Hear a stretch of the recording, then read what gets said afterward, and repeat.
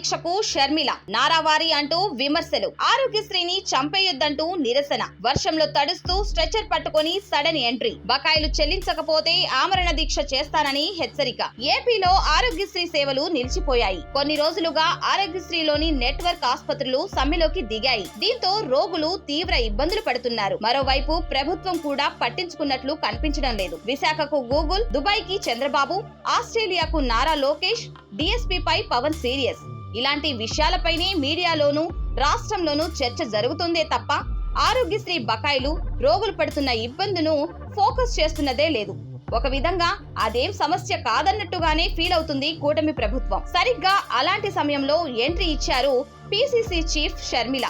రాత్రి 8 గంటల సమయంలో ఓవైపు వర్షం పడుతున్నా సరే ఆంధ్రరత్న భవన్ దగ్గర షర్మిల నిరసనకు దిగారు. వర్షంలో తడుస్తూనే స్ట్రెచర్ పట్టుకొని తన నిరసన ఆరోగ్యశ్రీ పైనే అనే సంకేతం ఇచ్చారు. పనిలో పనిగా వైఎస్ జగన్ ను కూడా విమర్శించారు.